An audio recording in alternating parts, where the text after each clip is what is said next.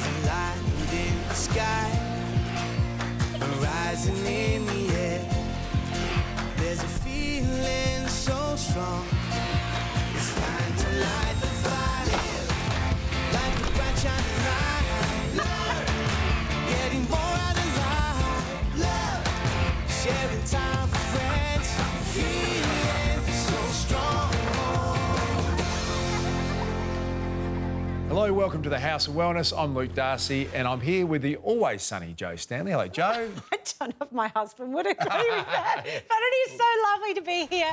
Although I am feeling a little more chilly than sunny. The ice snap hitting much of the country means even my dog Daisy refuses to get out of bed in the morning. It's so cute. I get up and she's like, not for me, thanks, no.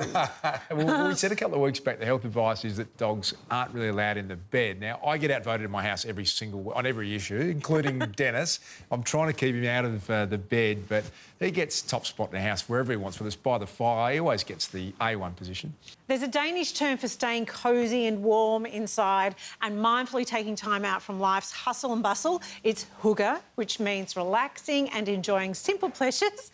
And I reckon Dennis and Daisy are hygge experts. Denmark consistently ranks as one of the world's happiest countries, so there could be something in the concept of hygge. I mean, they say there's a direct link between happiness, better health and a longer life. So what do you think about that, Jack? I believe there's a connection, absolutely. And in health news this week, research shows that being happy may also offer some protection against dementia. And that's where we start this week's health news. A major Australian and US study of almost 17,000 people aged over 65 has found that walking more slowly as you get older could be a sign that you're at risk of developing dementia. This study is one of the largest in its field. It measured memory and walking speed every 2 years over a 6-year period and found that a decline in both are strong predictors of a dementia diagnosis later in life. Wow, that is so incredible. And, you know, if you can identify a person's dementia risk early, then that means that they can be targeted with any preventative measures. What a wonderful development that would be. That's exactly right, Joe. And Darcy, you mentioned spoiled pets earlier. How about this for being pampered? A group of much-loved Aussie pets living overseas may be about to get their own charter plane where they'll be allowed to fly in the cabin with their humans. Putting pets in the cargo hold for long-haul flights can be a bit traumatic for the animal and the owner. So a Western Australian woman has set up Sky Pet Travel, which will carry up to 40 pets from London to Australia in October this year. And there are still a few hurdles to get over before the flights can go ahead, but the seats are filling up fast. But I think there's something in that, you know, if our pets behave well and, you know, we have a mature environment, I've got no problem with, you know, flying with an animal on a plane. I would much rather sit next to a dog than a screaming kid all the way to London. Yes. And the cost is $10,000 for one passenger and a pet. Wow. We mentioned staying cosy and warm inside this winter. I recently received a very chilly invite via my Instagram to join a group of women who are doing anything but. It was from a woman called Sky, who was living in Switzerland until fairly recently.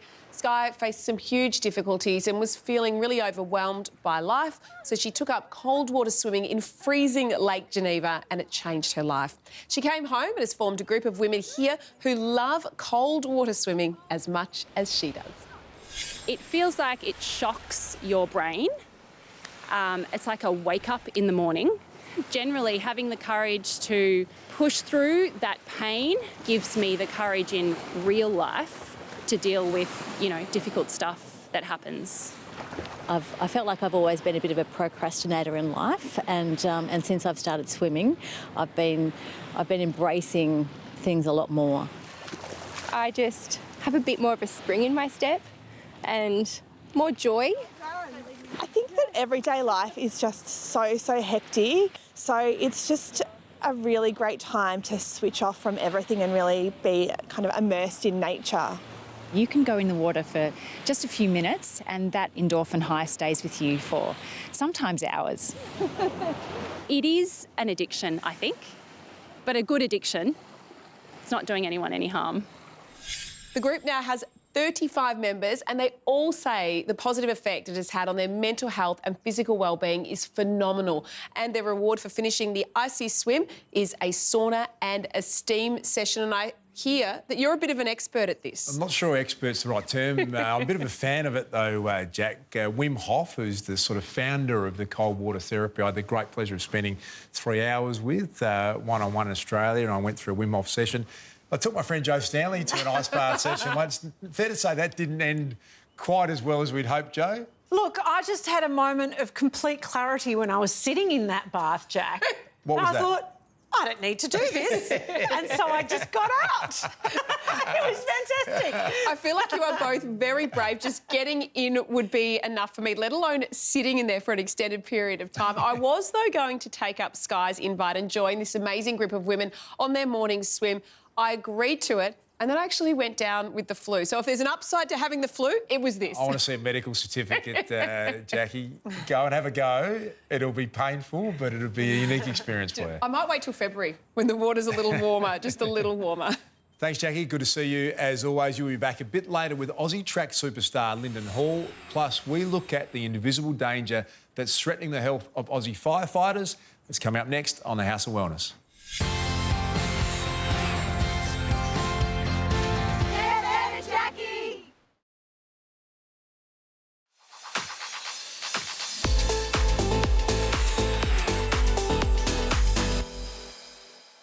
The past few years have made us more grateful than ever for the emergency service workers who put their lives on the line every time they go to work. The dedicated health staff, Joe, who faced down the pandemic in hospitals and testing clinics around the nation, and the incredible firefighters who put themselves in the firing line quite literally by tackling the horrific 2020 summer bushfires. And the images from those devastating fires are still so fresh in our minds, Stars, and with winter, accidental house fire rates also spike in a big way.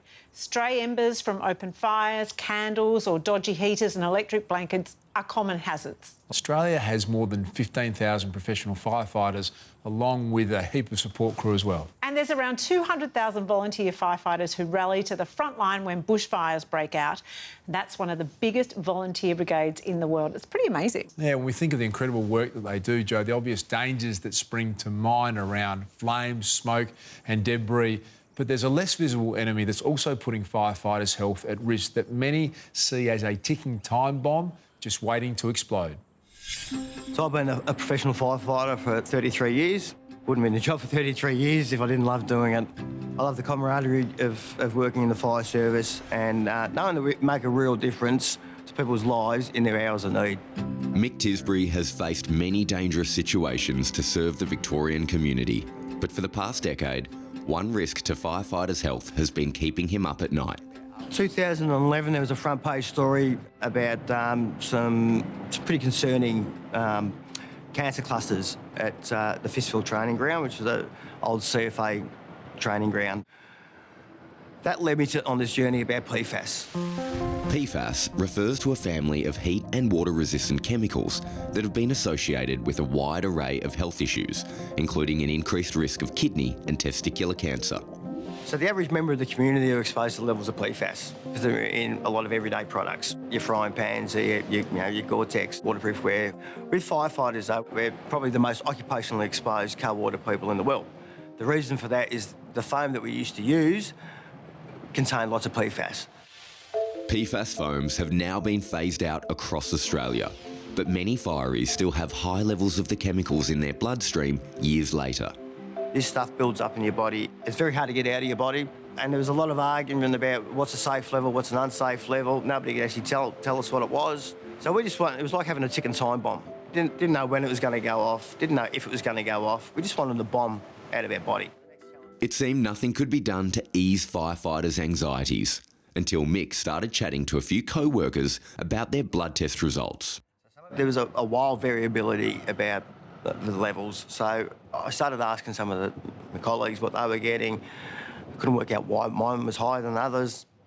Turned out that my mates here who'd lost a lot of blood, who had been donating blood or plasma for years, they had low levels. And I was banned from giving blood because I was in the UK at that time and they had the mad cow disease. And you might laugh, I actually came up with the idea when I was changing the oil on my wife's car. And sort of figured, well, if you keep topping the oil up in your car, you're going to eventually blow the engine up. That's why you change your oil. And maybe this would work with PFAS in our blood. Eager to put his theory to the test, Mick reached out to environmental scientist Professor Mark Taylor. He called me up and he said he's really worried about firefighters, and his primary concern was we need to get these chemicals out of our firefighters because we do not know what the consequences of exposure are. And so we had a conversation about a possible way of getting those chemicals out of firefighters' bodies, and he suggested the idea of giving blood or plasma. With funding from Fire Rescue Victoria, Professor Taylor oversaw a world-first trial at Macquarie University, calling on nearly 300 firefighters to roll up their sleeves. We undertook the gold standard for clinical trials. It was a randomised clinical trial where we had the do-nothing group, a group that gave plasma every 6 weeks, and a group that gave blood every 12 weeks, and we ran it over 12 months. And we assessed the PFAS levels at the beginning and at the end of that study. Assistant Chief Fire Officer Trudy Walker was one of 85 participants to donate plasma. I think what was really hard for me is I'm really needle phobic. So at the start I was really quite resistant. Now my daughter knows I'm really phobic about needles, and she said, "Mum, I can't believe you're doing that." And I said to her how important it was. And when I started delivering her the message of the importance of understanding the effects on firefighters with PFAS and how it can make a difference, and that the study couldn't go ahead if we didn't have the number of people, I actually talked to myself and reflected on how much of a difference it could make. That's when I understood how important this work was and why it was so important to be a participant and not just sit back. At the end of the 12 months, researchers were hoping to see a 5% reduction in PFAS levels. The results far exceeded their expectations. Essentially what it showed was PFAS levels from those who gave blood fell 10% over the study period, whereas those who gave plasma fell 30% over the study period. It's remarkable. That was our hypothesis it would work, but we didn't really know. The experts said it couldn't be done, so nothing was being done because they thought you couldn't do it. Well, now we've shown that, yeah, you can do it. According to the Australian Red Cross Lifeblood program, people with high levels of PFAS in their bloodstream can still safely donate without causing adverse effects to blood and plasma recipients. I know a lot of firefighters that have been involved with foams and incidents that have involved PFAS. They'll be breathing a sigh of relief. And I think it makes us more conscientious about regularly checking on our health, being aware of what is in our blood and what's in our system. Obviously, firefighters in Victoria are really wrapped. We've now got a solution to get this stuff out of our bodies. But it's not just been firefighters in Victoria, it's been firefighters across the world. And in a couple of weeks' time, I'll be going over to the United Nations and presenting this study, along with some of the other PFAS mitigation strategies we've come up with, to put those solutions on the table. These are really good outcomes for not just firefighters, but everyone in the community. And at the end of the day, that's my job's about protecting the community. Brilliant work from the team at Macquarie University there, Joe. Firefighting is a gruelling calling, Das. We can also help them out by being more cautious at home, like not charging your phone on the bed, as the charger does heat up more than you realise. Talking to you, my 13-year-old daughter. Keep wet clothes at least a metre away from your fire or heater, and never leave cooking unattended. And if you really want to lend our hardworking fireys a hand for purely altruistic reasons, of course, you can grab the Australian Firefighters calendar, Joe. Now in its 29th year, the iconic annual release gets over 750 million Facebook views, and I can't see why. It has raised more than $3.2 million for various charities. It was distributed in more than 100 countries last year and has earned its title as the world's most popular calendar. I mean, I've bought about 20, so... Good effort from our firefighters. I didn't realise they're that big a following.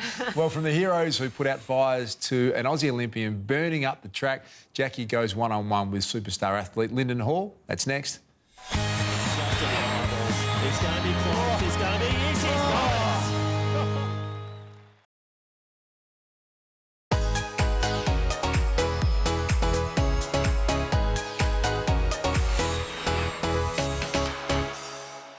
Like all beauty, hair care is evolving, and my main is here for it. We still love our staples, but Kristen S is upping the hair care possibilities in a luxe way, but without the cost. The Strand Strengthening Reconstructive Moisture Mask is a universal treatment that gives you an extra boost of hydration and moisture. Incorporating this mask just once a week will leave your hair looking shiny, feeling soft, and my favourite, detangling it. However, it's not going to feel heavy whilst doing that. Simply apply the mask after shampoo to the middle section of the hair, right down to the tip of the hair, and leave it on for 5 minutes, and make sure at the end you wash it thoroughly. This miracle stick is for day, night and all occasions. Adding shine to an updo can be used as a pre-shampoo treatment for super dry hair or even taming those flyaways. Because it's coconut and castor oil based, the longer you leave it on, the better. Let's face it, with all the stresses of life, we do deserve a good hair day. And some days more than others. Thanks, Jade, with some tips there on keeping your hair healthy, whatever the weather. And I have to say, Das, I really struggle to exercise in winter. Just getting out the door is such a challenge. You're a runner. Is that still happening for you? No, I tend to move most of my exercise indoors. I'm about treadmills, I'm about Pilates classes, doing some weight training. It doesn't mean I don't have to stand by the footy oval in the sheeting rain and watch my daughter play footy, though. Coldest place on earth, junior football. It's the worst. Well, I was re-inspired to lace up the trainers recently when I met a true superstar of the track. Middle distance runner Linden Hall is breaking speed records all over the place. Plus, she shares my passion for healthy food and nutrition. Yeah, last year Linden became the first Australian woman in history to break the 4 minutes in the 1500 metre. The 4 minute barrier has proven elusive until then, and she smashed it with her time of 3:59.67. Great effort. Oh, she is absolutely amazing, Das. Linden also broke national records in the 100 metres, the 1500 metres and the mile, and represented Australia at the Rio and Tokyo Olympics. I caught up with the dynamo of the track to talk all things drive, determination and diet. Linden, tell me about the first time you watched the Olympics and the effect it had on you as a 5-year-old. Yeah, well, back in '96 Olympics, I think I was in prep and definitely remember wanting to try every single sport that I saw on the TV and dragging mum outside in the backyard every time and thought, oh, those medals look pretty cool, I'd like one of those. But yeah, definitely planted a seed all those years ago, and then sort of being, 10 when the Sydney Olympics were on, I think that was, such an impact being in Australia and seeing the Australian athletes do so well. You obviously did a lot of sports as a child. When did you realise that running was going to be where your talents lay? In grade 6, it was definitely probably when I discovered I wasn't too bad at running. I had always wanted to make all 3 state championships for swimming, athletics and cross-country, and cross-country was the last one I had to do, and I wanted all the T-shirts from the events. And in grade 6, I finally made it and was, pretty happy about that, and then managed to make the Victorian team and got to go to nationals for it, which I thought was pretty cool. Got to go to Queensland, and after that I was like, oh, okay, this is my sport, and found an athletics club and joined a training group, and kind of the rest is history. Got pretty obsessed from then. Hall still holding on to it, but Blundell's making the move around the outside. 200 metres left to go. How do you end up in the 1500 metres then? Well, the first time I ever ran a 1500, I got told it was a bonus prize for making inter-school in the 800. And the sport teacher was like, well, it's just twice as far. And I was like, oh, that sounds bad.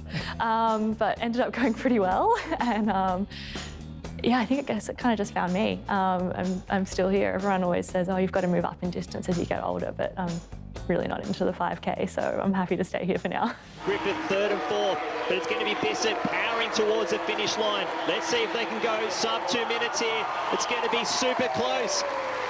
And they've done it. How much of it is natural ability and how much of it is hard work? Oh, surely a bit of both. But yeah, I think I'm pretty persistent and probably a bit stubborn. I always just missed out on making junior teams sort of in high school and stuff. And I think a lot of the girls I used to compete against then probably have since given away athletics. I think I would probably just kept showing up was probably a big part of it. But yeah, obviously a fair bit of hard work's gone in as well since then. I was going to say, I think you've done more than just show up. It has been such a journey for you, hasn't it? It's taken you overseas as well. So tell me about that. Yeah, so I spent 4 years living overseas in America. I went to college at Florida State University, which was an incredible 4 years. It was really pivotal in my career. Getting to travel over the States and race in different cities and against different girls and just learn so much about being an athlete. So you have a degree in dietetics. How does that shape your performance? Yeah, I think it's really cool sort of extra advantage I can have by having really good knowledge of nutrition and sports nutrition. Sort of having that food knowledge to be like, oh, well, I normally eat this because it's a great source of carbohydrates. Oh, this food's also carbohydrate. So I know that I can just switch that in and I don't stress about it, and I know I'm still getting the right fuel for my race. I think that's been really valuable throughout my career. First 1,500 of the season, pretty special. Yeah, it's definitely great to get back running 3 3/4 laps, better than that damn 5K. Yeah, the girls made it really hard for me, and last 50 I was like, oh, did all this work? Seriously, I'm getting something out of this. And you've also become the first Australian woman to break the 4-minute mark. Yeah, that was something I've been chasing for so long. In 2016, sort of my first year as sort of a pro athlete, I guess, I ran 4:01 and I was like, oh, I'll just do it next year, easy. Turns out it was a little harder than I thought. I mean, I never thought it was going to be easy, but I thought it would be a bit of a natural progression, I guess. Yeah. Ended up taking, an extra 5 years, which I think kind of made it a bit sweeter, all that more satisfying. And justifiable. It's going to be close. It's going to be easy. He's got it. And I got to do it in Australia, which is really cool because so often our best races are overseas and you don't get to have your family and your friends and all those people that have been so important in getting you there. You have to wait months to come home and celebrate with them, but everyone was at the track and it was just at Box Hill in Melbourne, so it was kind of low-key but really special. It's absolutely stunning. What a treat to watch that. That was an absolute clinic. Let's talk about the Olympics, an amazing achievement for you. Yeah, I still sort of have to pinch myself a little bit that I guess that the Olympics even happened, and let alone the results that not only I had, but the Australian athletics team. We had such a great week of athletics, which I think we all really just fueled each other. And yeah, it was really just a dream year for me. I think so rarely you get such a perfect year in sport. There's so many unpredictable variables. But was able to stay healthy and training went really, really well, and showed up and ran a PB at the Olympics and couldn't have really asked for much more. So you're in your 30s now. How do you keep pushing through to Paris? Does it become more challenging? Yeah, there's definitely, a few more niggles and injuries creeping in, but I'm lucky to have a really good support team and sort of, able to jump on injuries and things before they become a problem. Maybe not racing as much as you might have got away with when you were 19, when you seem to be able to line up and race every weekend, just being a bit more selective and a bit more planned. She's in front, but Linden Hall, the Australian record holder, responding. Blundell holding on. Here comes Hall. And it's going to be Linden Hall taking the win, 4:05.18.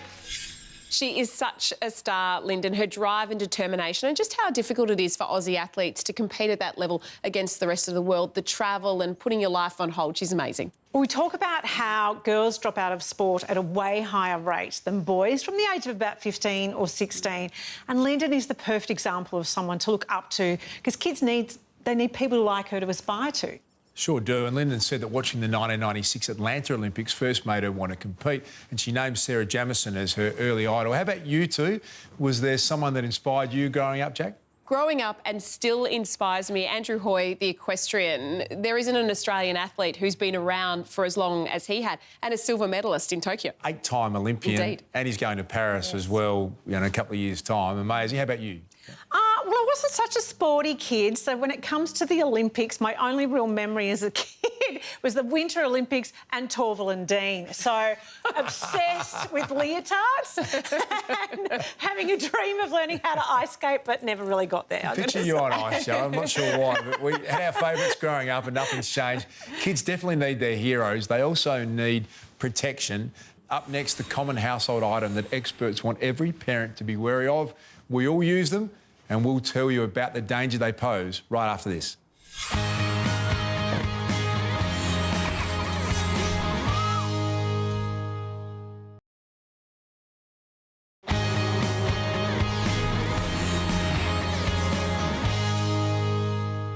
We have a lot in common with our New Zealand neighbours, GQ. A passion for sport, stunning natural landscapes and loads of overlap with food. And we're the only two countries in the world, Heinze, that are home to the leptosperma plant, otherwise known as the Manuka bush. When its flowers are pollinated by bees, we get Manuka honey. Now, Manuka is an incredibly special honey, both for its flavour and its health properties. It's naturally bioactive and is a powerful antioxidant. The hero chemical responsible for this activity is methyl glyoxal, or MgO, which is naturally occurring in Manuka honey. When looking for Manuka honey, choose an Australian brand with over 140 years expertise in honey, independently tested, to guarantee the MgO activity in every pack. Authentic Australian-sourced Manuka honey also has a lighter, more pleasant taste compared to its New Zealand counterpart. Think gently whipped with a velvety, creamed texture. Heinzie, you can also find different MgO strengths depending on your use. Anything from a medium strength that can be used as a better-for-you honey through to a premium strength for soothing sore throats or applying to the skin. However you have it, mate, it's all sweet. See what I did there? Needs plenty of work. Oh, I thought you could maybe be my, my guide for dad jokes. Just need to polish it up a bit. All right, I'm working on it. The A to Z of Vitamins is brought to you by Barnes Naturals 100% Australian Active Manuka Honey. Proven antibacterial action may help soothe and repair the body. Nurture yourself with naturally bioactive Australian Manuka Honey. Taste the difference.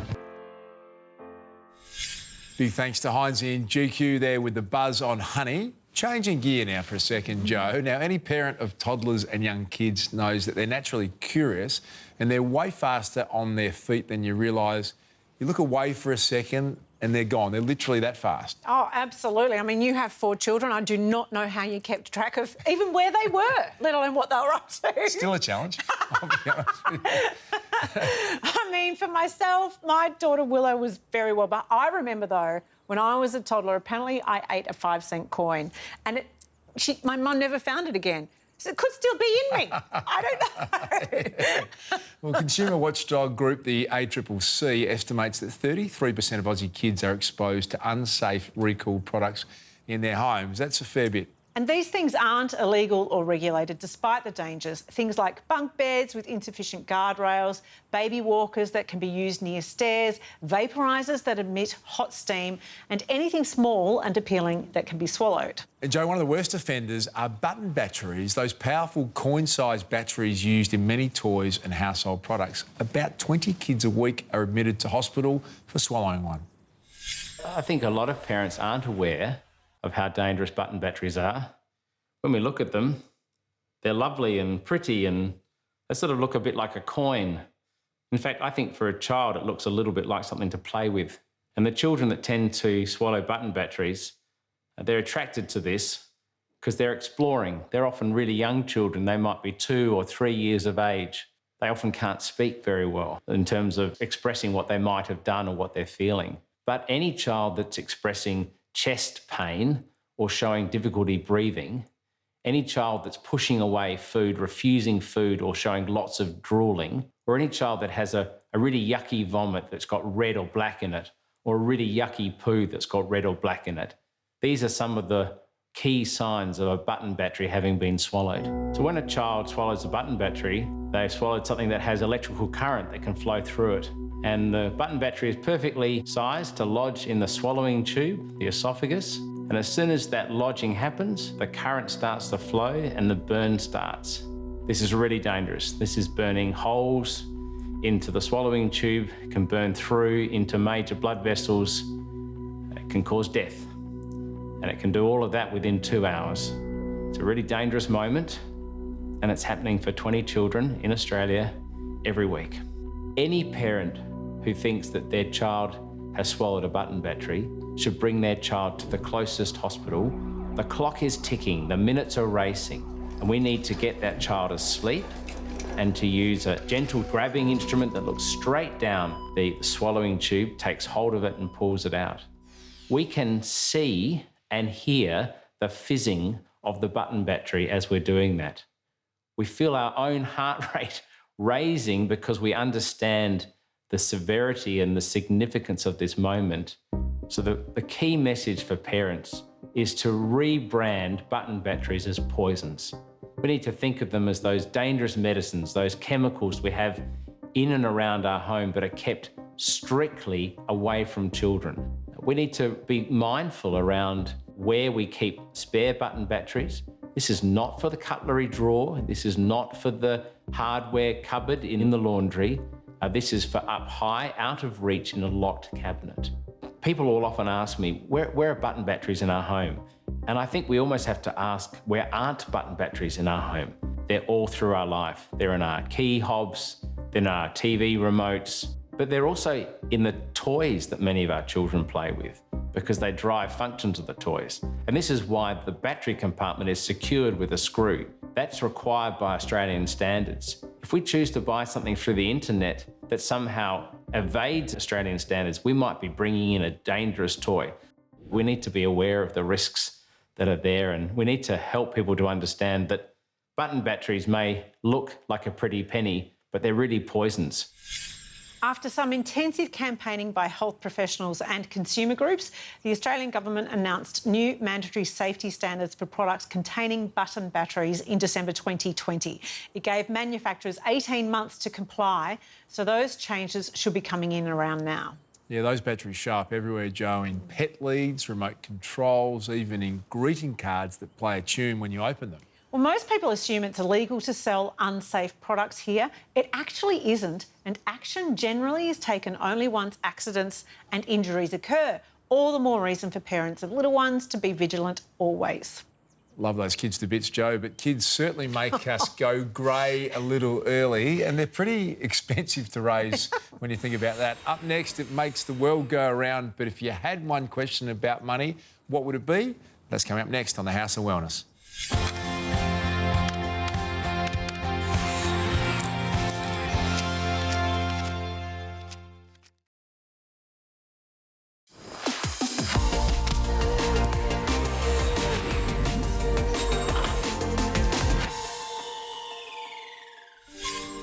As an Olympian and an elite athlete, I always understood the importance of being healthy. But it wasn't until I was well past my swimming days and I was actually moving into the stage of wanting to become a parent that I did my own research and started to understand the importance of gut health and the role that that can play in our overall health.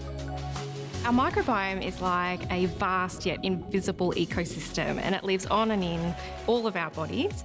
And our gut is home to one of the largest communities of microbes. This is known as the gut microbiome. Well, if you're having trouble thinking about all the action that's happening inside your gut, then think about one of Australia's other living ecosystems, the incredible Great Barrier Reef. It too has a balance of good and bad bacteria, which helps to support its well-being. Just like the reef, our gut requires us to take care of it. There are a variety of different species of bacteria and fungi and even viruses.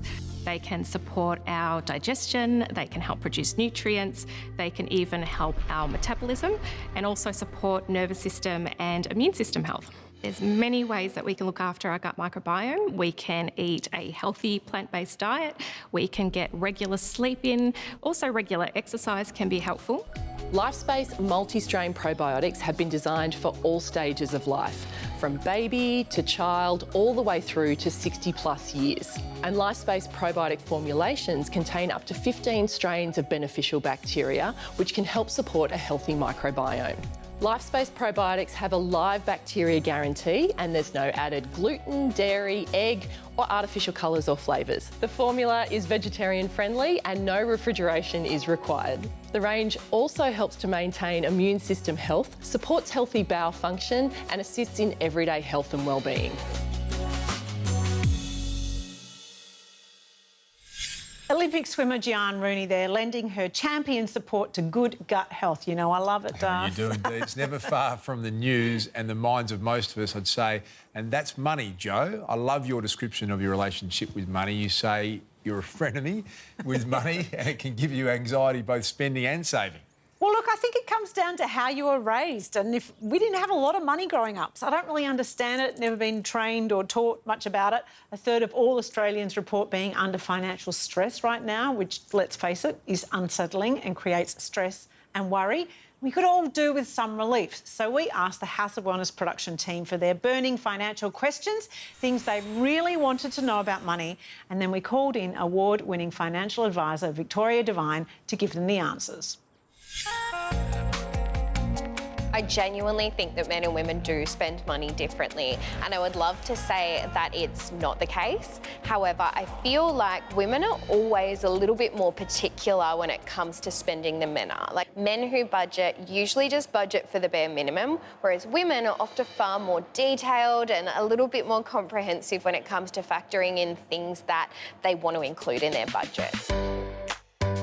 Every single person that walks this earth needs an emergency fund. I do not care who you are, what you do, or how much money you earn, you absolutely need an emergency fund. However, that amount of money that is going to be in your emergency fund is going to be really different based on your personal circumstances. If you are young and at uni, you're going to have significantly less than a single mum who has 3 kids who might have far more unexpected costs. So an emergency fund is usually maybe about 3 months worth of expenses. What is it going to take to put food on the table and a roof over your head? And that's where you should start with an emergency fund.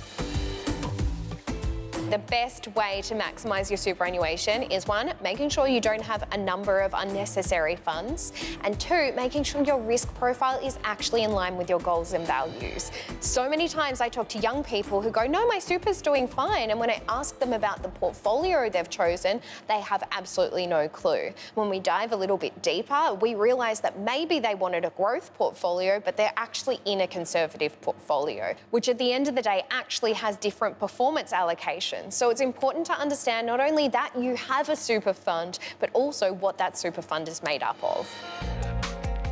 If you're in debt, don't let debt spiral out of control by taking out another debt product. Go back to the drawing board, understand how you got there in the first place, and then create a plan with either an avalanche or a snowball method to get out of debt quick.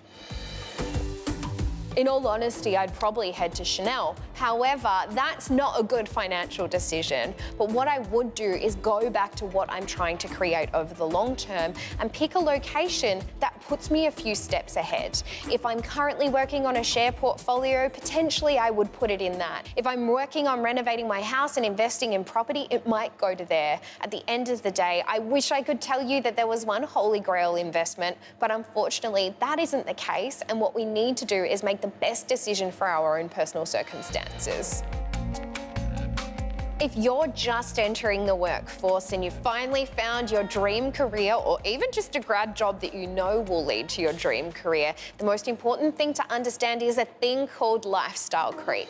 And lifestyle creep is something that happens to literally all of us, and that's where our expenses increase as our income does. It is so exciting when you get your first real big paycheck, but what we want to do is make sure that we are not blowing it all away on things that we think are going to make us look wealthy. What we want to do is put future us first and talk about saving and investing and making the most of it, instead of letting those small expenses creep up, and instead of buying makeup at the supermarket, we go straight to Mecca. If you're in the middle of your career, you have a mortgage, you're sending the kids to school, and money seems overwhelming, the best tip I can actually give you is this too shall pass. The important thing to understand is during your mid-30s to mid-40s, it's going to be the most expensive period of your life. And I say this because this is when debt compounds, it is when you have the most amount of expenses, you have the most amount of insurance premiums to pay, you're probably wanting to upgrade the car. And the most important thing here is actually understanding what we're working towards in the future instead of feeling really overwhelmed with it. If you're close to retirement and you're wondering what you're going to do because you're maybe not in the position you wanted to be in, the best thing I can say is get financial advice. Not everyone wants to hear this because it can feel overwhelming, it can feel quite expensive, but at the end of the day, we need to understand where we're going and what we have to achieve that. Because retirement is big, it's such an exciting period of life, it shouldn't be something stressful, and retirement looks different to everybody. You could want to go and rent a yacht and sail the Bahamas for your retirement, or you could just want to spend more time with the grandkids. Both of these things have significantly different budgets allocated to them, and your job is actually to find clarity on the income you need to achieve to live the life you want and get advice that puts you in that position.